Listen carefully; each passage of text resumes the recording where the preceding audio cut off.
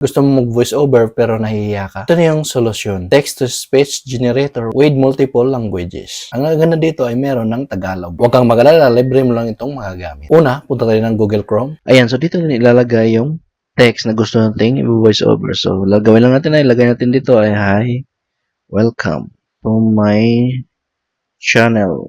It's me, Brian Side.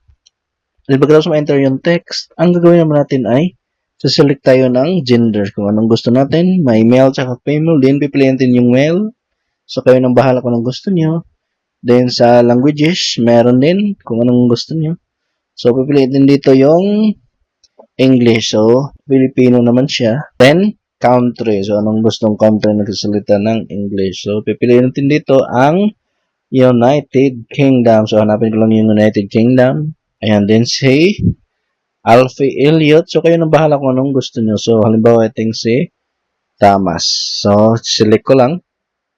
Pagkatapos, scroll down lang natin. And dito sa taas, makikita natin dito yung generate audios at pinutin lang to. Ayan, then, pinutin lang tong download. Ayan, download file.